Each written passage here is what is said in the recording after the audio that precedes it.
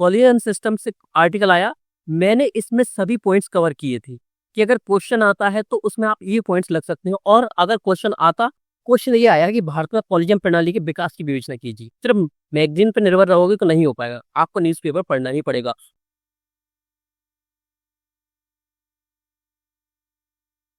UPSC Hindi worry channel पर आप सभी का स्वागत है।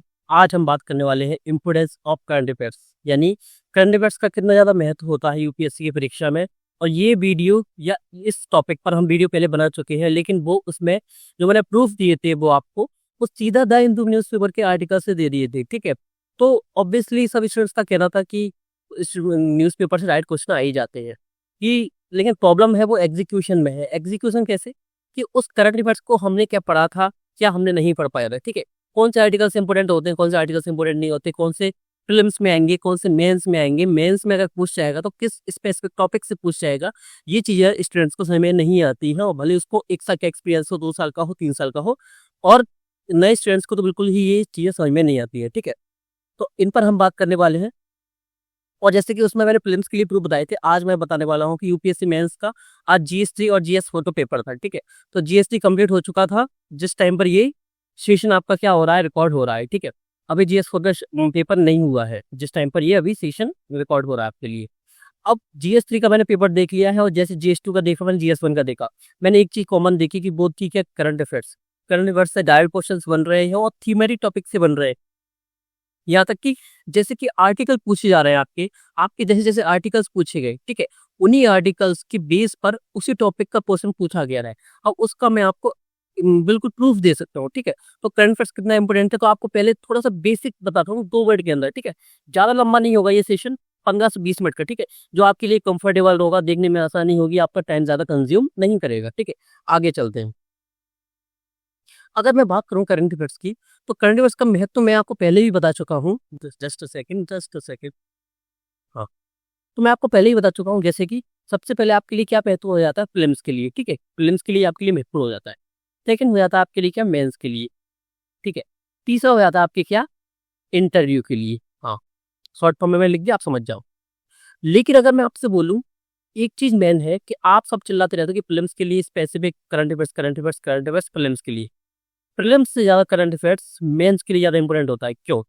मेंस ही वो स्तर है आपका, या वो परीक्षा है जो आपकी रैंक का निर्धारण, आपके कैडर का निर्धारण, और आपका कितनी रैंक आ रही है, आपको आईएएस मिल रहा है, कौन सा आपको पोस्ट मिल रही है, सब कुछ निर्धारण उसी से होता है।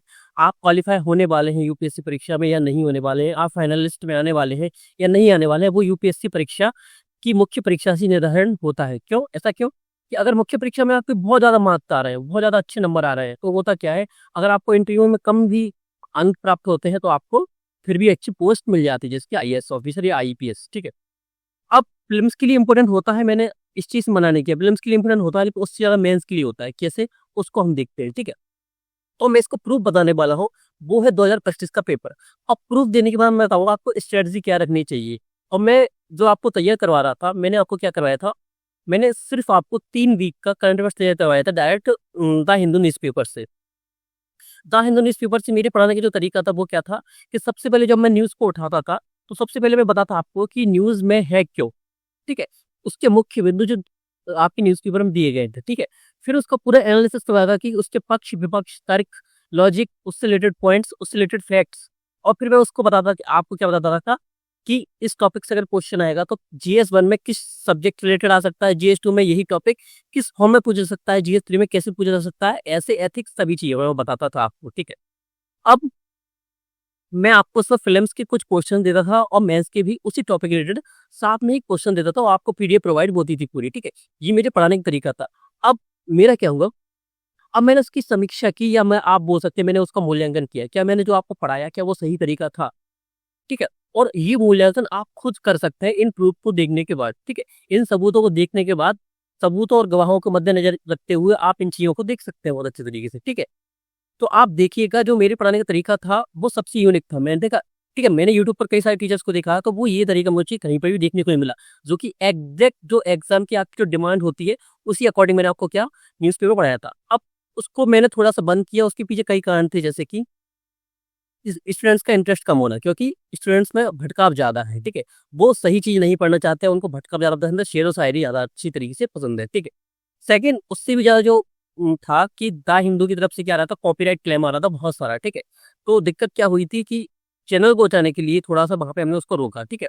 तो उसका कुछ सॉल्यूशन निकालने की कोशिश की है हमने, और कोशिश करेंगे, अगर आप सभी स्टूडेंट्स तैयार होंगे, अगर आप इस कमेंट सेक्शन में लिख देंगे, मैं ईमानदारी से बोल रहा हूँ, अगर आप इस कमेंट सेक्शन में लिख देंगे, भले ही मुझे कैसे ही करना पड़े, वीकली करना पड़े, 2 दिन में या 3 दिन में मुझे कवर कराना पड़े, तो मैं उसी तरीके से आपका करंट अफेयर्स पूरा तैयार करवा दूंगा टिल एग्जाम डेट, प्रीलिम्स की और मेंस की, दोनों की, ठीक है। तो क्या सिर्फ 3 वीक मैंने आपको जो पढ़ाया, 3 वीक का मतलब होता है आधे महीने से और ज्यादा, ठीक है। 21 दिन या 25 दिन का हमने उसमें करंट अफेयर्स तैयार किया था। क्या उससे क्वेश्चन आए थे, वो मैं आपको प्रूफ बता देता हूँ, ठीक है। अब आगे देखिएगा सीधा सा, मैंने यहाँ पे देखिए, अब मैंने ये कट करके क्यों डाला है, जिससे आपको विश्वास हो और आप खुद जाकर वो वीडियो चेक कर लें, वो क्लास चेक करें कि क्या रियलिटी में आप मैंने पढ़ाया था उसको। तो यहाँ पे मेरे क्या है, जो 29 जून वाली वीडियो थी, 29 से लेकर 6 जुलाई तक, ठीक है। तो ये पब्लिश हुई होगी कब तक, 6 जुलाई या 7 जुलाई की ये जो वीडियो है वो पब्लिश हुई होगी, तो आप जाके वहां देख सकते हैं, द हिंदू करंट अफेयर्स की ये। तो ये पूरा टाइटल लिखा हुआ है, ठीक है, ये हमारा चैनल है। अब ये हमारे चैनल, ये आर्ट जो हमारा जो चैनल था उसी से स्क्रीनशॉट लिया गया है। तो ये अलग ऑप्शन आते हैं, आप सभी को पता होगा। मैंने पढ़ाया था यहाँ पे CGI assurance complete transparency in collegium system for appointments, ठीक है। कॉलेजियम सिस्टम से आर्टिकल आया, मैंने इसमें सभी पॉइंट्स कवर किए थे कि अगर क्वेश्चन आता है तो उसमें आप ये पॉइंट्स लग सकते हो, और अगर क्वेश्चन आता तो आप उसको एज इट इज लिख सकते थे। तो मैं आपसे पूछता हूँ, क्या क्वेश्चन आया? आप सभी को पता है क्या क्वेश्चन आया? क्वेश्चन ये आया कि भारत में कॉलेजियम प्रणाली के विकास की विवेचना कीजिए। मैंने क्लास के वक्त बताया था कि अगर क्वेश्चन आया तो इन पॉइंट्स को आप लिख सकते हो। क्या अगर आप उन क्लासेस को अच्छे से कंप्लीट करते, अपना नोट्स बनाते, शॉर्ट नोट्स बनाते, अपने पॉइंट टू पॉइंट आप उसको प्रैक्टिस करते, रिवीजन करते, तो क्या आप इस क्वेश्चन को टैकल कर सकते थे? बिल्कुल कर सकते थे। क्या पूछा है, भारत और संयुक्त राज्य के अमेरिका के उच्चतम न्यायालय के न्यायाधीशों की नियुक्ति की प्रणाली के फायदे और नुकसान। भाग का तो हमको पता था, हमको सिर्फ अमेरिका का और पढ़ना था।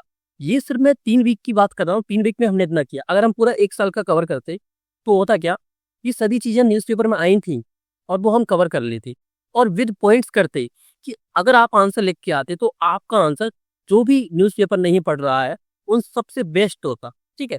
और जो न्यूज़पेपर पढ़ भी रहे हैं उनको भी इतने सारे पॉइंट्स एक जगह देखने को नहीं मिलेंगे। हम क्या करते हैं, उसमें कुछ कंटेंट है स्टैटिक का, उसको भी ऐड ऑन करते हैं। इससे होता क्या, करंट अफेयर्स के साथ आपका स्टैटिक कंप्लीट होता है, और यूपीएससी का पूछने का तरीका ही यही है, वो करंट प्लस स्टैटिक आपसे पूछता है और वहीं से क्वेश्चन बनता है, फिर आप उसको टैकल करते हैं, ठीक है। अब क्वेश्चन आपको स्क्रीन में क्लियर नहीं दिख रहा होगा, मैं आपको एक बार जूम इन करके बता देता हूँ, ठीक है। ये आपका वीडियो है, ये देखिए सबसे पहले, ठीक है। ये मैंने आपको पढ़ाया था पूरा, ये क्वेश्चन पूछा गया 13वें नंबर का है, 13 नंबर का है, ये किसमें GS2 है, ठीक है। ये है पूरा क्वेश्चन, आप देख सकते हो, ठीक है। आपने क्वेश्चन को देखिए, अब मैं सभी को आपके से जूम इन करके आपको बता दूंगा, ठीक है। सेकंड, चलो अब मैं थोड़ा जल्दी बता दूंगा, क्योंकि आप एक बार में समझ गए कि मैं किसके ऊपर बात कर रहा हूँ। ये पढ़ाया था मैंने कब, 7 जुलाई वाला 13 जुलाई तक, ठीक है। Niti Aayog suggest reduce core grant support for state and science and tech bodies. केंद्र राज्य संबंध का वित्तीय संबंध पूछा गया था, इसमें बताया गया था कि साइंस एंड टेक को जो कोर ग्रांट दिया जाता था उसको खत्म करने की बात की है, बंद कर देना चाहिए, नीति आयोग ने सुझाव दिया, ठीक है। आपको दिख भी रहा होगा, अगर आप इसको अच्छी क्वालिटी में देख रहे होगे इस वीडियो को, तो आपको ये दिख भी रहा होगा, ठीक है। और अगर आप यहाँ पे क्लियर नहीं दिख रहा तो आप उस जगह वीडियो जाके देख सकते हो, 1 घंटा 42 मिनट 42 सेकंड पर ये यहाँ पे मैं इसको पढ़ा रहा था, ठीक है। ये वाली वीडियो आपकी, ठीक है। अब उसमें आते हैं, क्वेश्चन क्या है, भारत में नियोजित विकास के संदर्भ में केंद्र राज्य वित्तीय संबंधों के विकसित हो रहे स्वरूप की परीक्षण कीजिए। हाल की सुधारों ने भारत में राजकोषीय संघवाद को कितना प्रभावित किया है?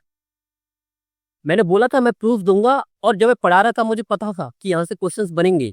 मैक्सिमम मैंने आपको वो भी बताता था कि स्टार देता था, लेवल बताता आपको कि कितना मैक्सिमम चांसेस है, वो भी बताता था।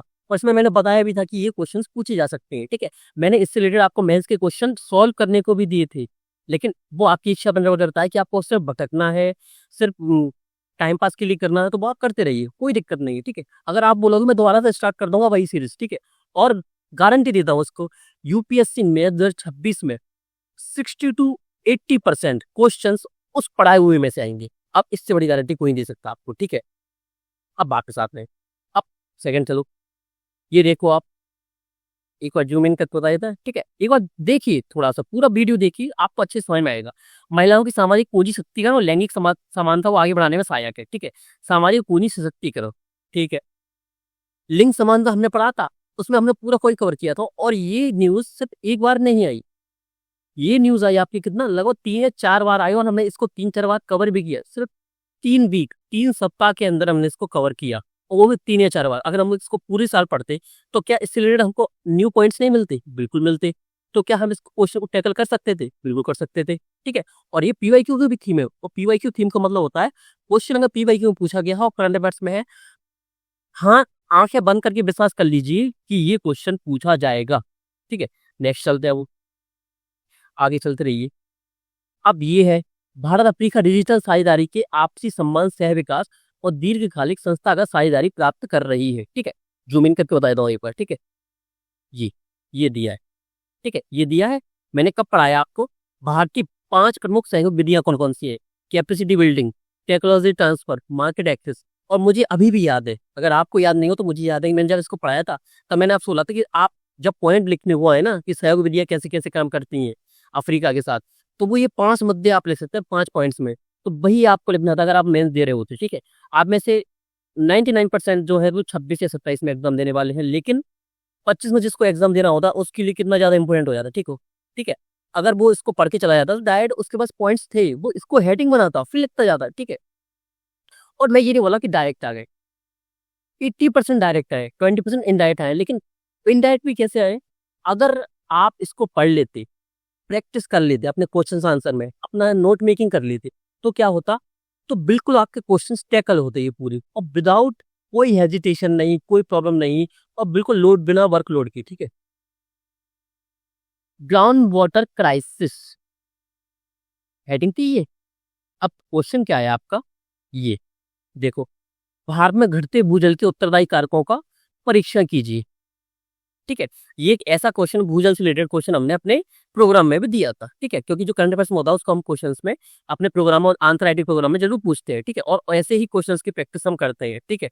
और अगली बार जब प्रोग्राम होगा आंसर राइटिंग प्रोग्राम, हम कोशिश करेंगे मैक्सिमम क्वेश्चंस कोर एरिया से पूछे जाएं कि जो कि 2026 के एग्जाम में आए, डायरेक्ट आए, इनडायरेक्ट आए, लेकिन वहीं से आए, ठीक है। हम कोशिश करेंगे। अभी मैं सिर्फ करंट अफेयर्स की बात करता हूँ, और चलते हैं। हाँ, ठीक है। अब मैंने आपको इतने सारे एग्जाम्पल दे दिए, 5, 4 से 5, 5 से 6। मैं अभी सिर्फ इनको डाला है, क्यों? आपका टाइम ज्यादा कंज्यूम ना हो, आपका टाइम ज्यादा वेस्ट ना हो। तो मैं आपको 10 से 12 क्वेश्चन और बता सकता हूँ जो कि मैंने सिर्फ 3 सप्ताह के न्यूज़पेपर में कवर किए थे, और आपके 2025 के GS1, GS2, GS3 में आए हैं डायरेक्टली या इनडायरेक्टली। 10 क्वेश्चन और बता सकता हूँ। आपको भी पता होगा, जो हमसे पढ़ रहे हैं, लंबे समय से जुड़े हैं, उनको पता होगा कि हाँ, दे सकता हूँ। क्यों? 3-3 घंटे की वो वीडियो थी, बड़ा बड़ा PDF था, 55 पेज का, 50 पेज का, और उसमें हमने हर एक पॉइंट को कवर किया था, हर एक न्यूज को कवर किया था। तो 10 क्वेश्चन मैं इजीली बता सकता हूँ जो डायरेक्टली इनडायरेक्टली पूछा गया GS1, GS2, GS3 2025 के मुख्य परीक्षा में, ठीक है। मैं आपसे पूछता हूँ अब एक क्वेश्चन मेरा आपसे, आप इसको रिकॉर्ड फॉर्म में देख रहे हो, प्रीमियर में देख रहे हो, लाइव देख रहे होगी, ठीक है। अब आपसे मैं क्वेश्चन पूछता हूँ कि भारत और अमेरिका में क्षमा करने की राष्ट्रपति की शक्ति की तुलना कीजिए, ठीक है। तो ये अमेरिका से ही क्यों पूछा, वो भी राष्ट्रपति की क्या शक्ति, क्षमा करने की शक्ति, क्षमा शक्ति राष्ट्रपति की अमेरिका से तुलना करके क्यों पूछा गया? आपको क्या करना है? अभी वीडियो को रोकना है, इस क्लास को रोकना है, और कमेंट में अपना आंसर देना है। आपको टाइम देता हूँ मैं 10 सेकंड का, आप इसको रोकिए वीडियो को पहले और अपना कमेंट दीजिए, ठीक है। आपसे अपेक्षा है कि अगर आप सीरियस स्टूडेंट हैं, रियल में 2026 में एग्जाम निकालना चाहते हैं, तो ये प्रैक्टिस अभी से शुरू कर दीजिए। जब भी आपसे क्वेश्चन पूछा जाता है टीचर्स द्वारा, मेंटर्स द्वारा, अगर आपको आधा भी आंसर आता है तो उसको दे दीजिए, ठीक है। इससे आपकी हैबिट डेवलप होगी कि आप क्वेश्चन आंसर कर सकोगे। इंटरव्यू की हैबिट डेवलप होगी कि आप उसको आंसर दे पा रहे हो। अगर आप अभी से हाथ नहीं लगाओगे, रियल में मानिए कि एग्जाम नहीं निकलेगा। यूपीएससी टफ एग्जाम है, 0 पॉइंट कुछ का क्या हो रहा है, आपका सिलेक्शन हो रहा है, ठीक है। तो 0 पॉइंट में आप कभी नहीं आ पाओगे अगर ऐसे ही हाल रहा तो, ठीक है। आंसर दे दीजिए जल्दी मुझको, ठीक है। अब आपने वीडियो को रोका होगा, आंसर दे दिया होगा। अब मैं आपको आंसर बताता हूँ क्यों। क्योंकि संविधान की में क्या तुलना में क्या दिया है, सिलेबस में पूरा टॉपिक दिया है कि संवैधानिक तुलना दी गई है, कि किसी अन्य देशों के साथ तुलना दी गई, ठीक है। ये पूरी यूनिट दी गई है सिलेबस में, वहां से क्वेश्चन है। सेकेंड, क्या ये सिर्फ यही तक वो था कि अगर इसमें दिया सिलेबस में तो डायरेक्ट पूछ लिया, नहीं, क्योंकि अभी अमेरिका में क्या हुए थे, राष्ट्रपति चुनाव हुए थे, इसलिए राष्ट्रपति से टॉपिक पूछ लिया।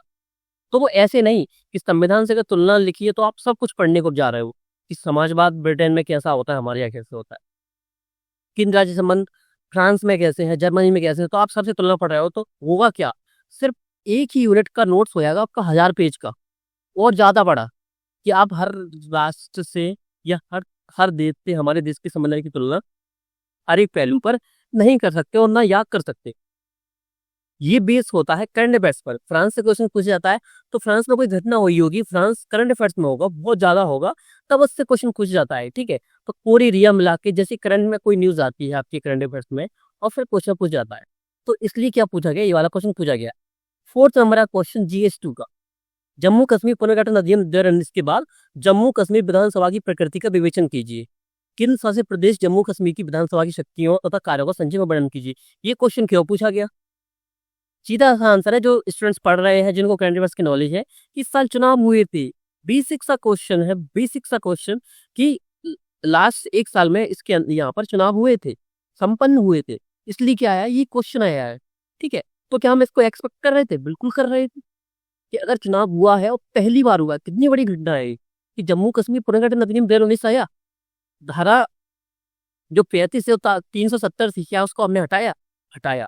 उसके बाद किसी प्रदेश में भारत के ऐसे क्षेत्र जो जम्मू कश्मीर हमेशा विवाद का हिस्सा रहा है, वहां पर चुनाव होते हैं, तो क्या आपके यूपीएससी मेंस में नहीं आएगा, क्योंकि यूपीएससी मेंस ऐसे क्वेश्चंस को क्या करता है, ऐड करता है अपने एग्जाम में, ठीक है। तो ये हो गया करंट अफेयर्स का कितना इंपोर्टेंस होता है, वो मैंने आपको बता दिया, और जो तरीका मैंने आपको पढ़ाया था उसी तरीके से क्वेश्चन आए, जो पॉइंट्स मैं आपको बताता था वही पॉइंट्स आपको लिख के आने थे।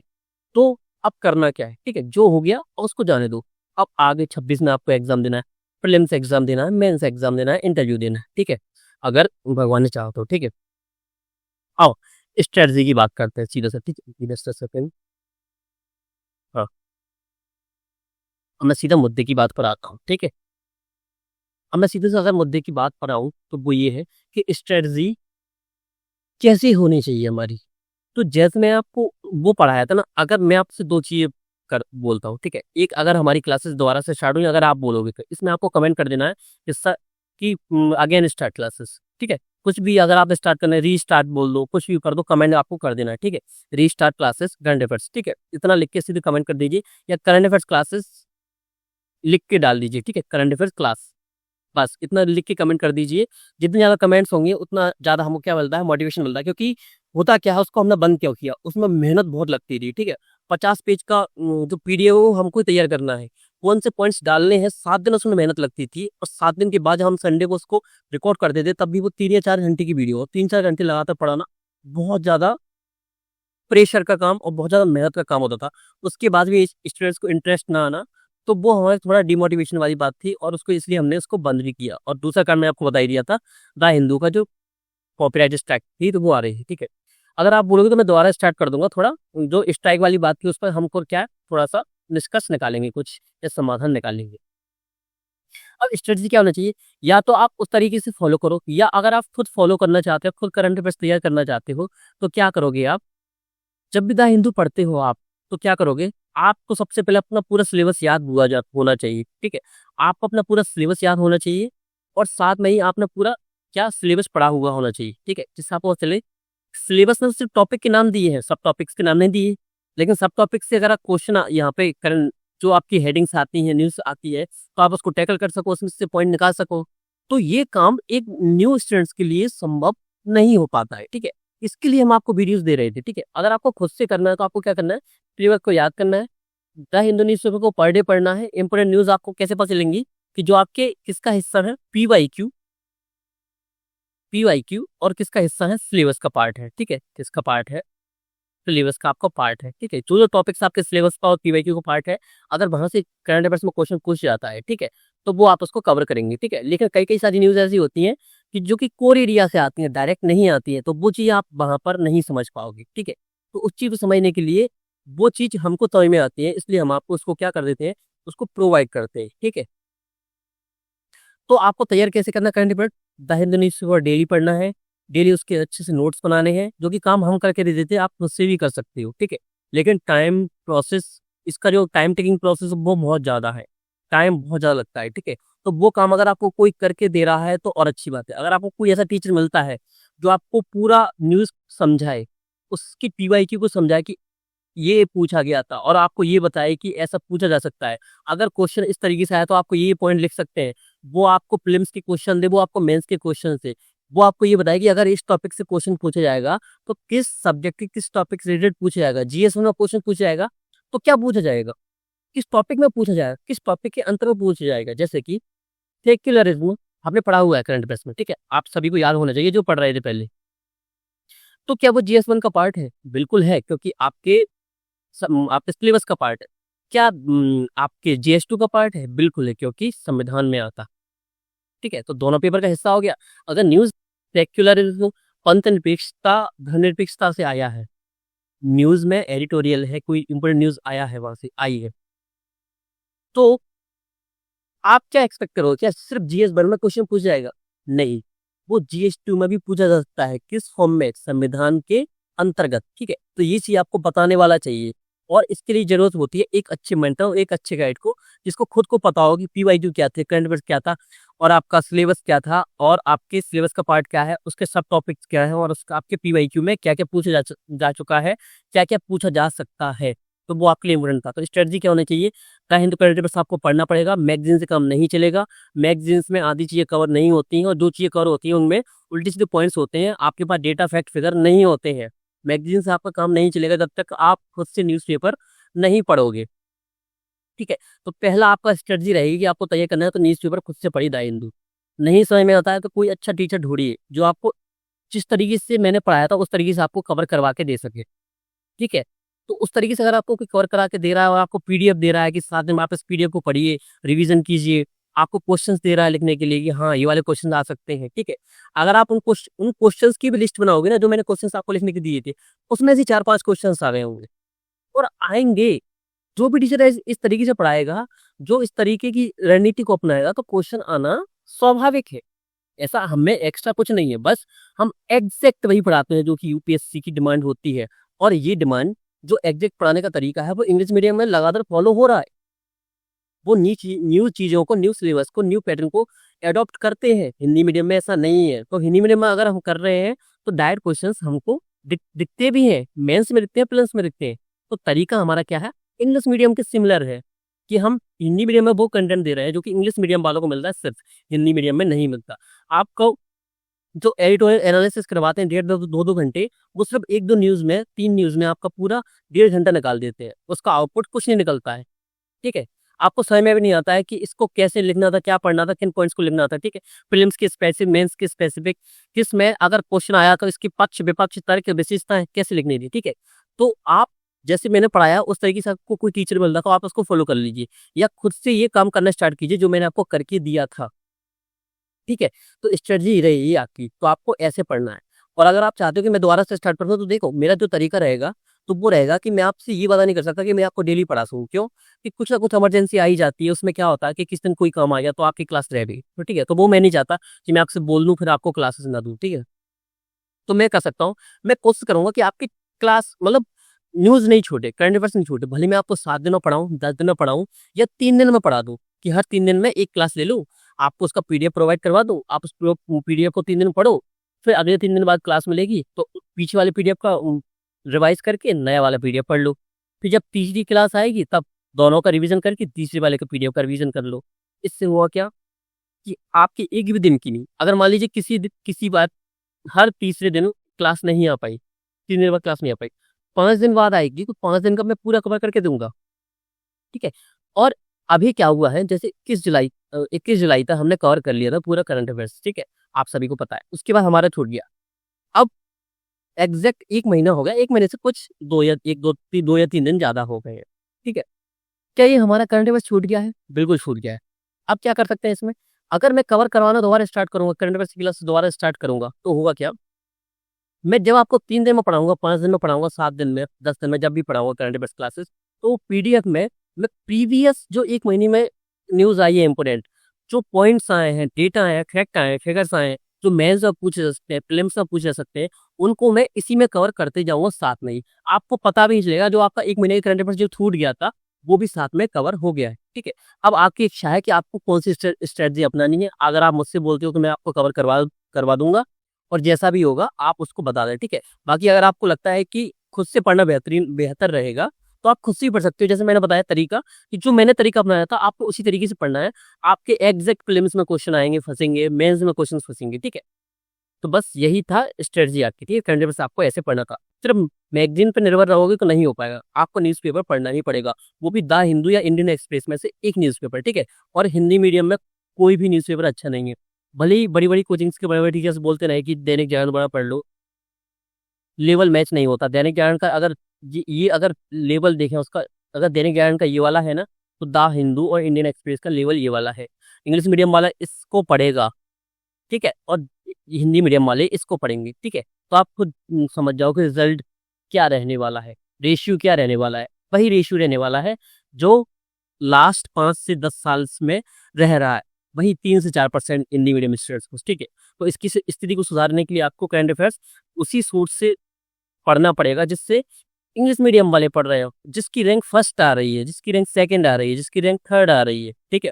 तो वो आपको क्या करना पड़ेगा, इसी चीज़ को फॉलो करना पड़ेगा, क्योंकि टॉपर्स फॉलो करते हैं, ठीक है? बाकी ये घिसी-पिटी चीज़ें नहीं कि हिंदी मीडियम के एक बड़े टीचर ने बोल दिया कि इंग्लिश मीडियम के न्यूज़पेपर पढ़ने की ज़रूरत नहीं है, तो ठीक है, बेवकूफ़ बनाने वाली चीज़ें हैं सभी, ठीक है? तो बाद में आप आगे आपसे चर्चा बाद में जारी रखते हैं किसी और मुद्दे पर, तो आगे हम चलते हैं, ठीक है? तो बस लास्ट में आप सभी को बहुत-बहुत धन्यवाद। मिलते हैं आपसे नेक्स्ट क्लास में।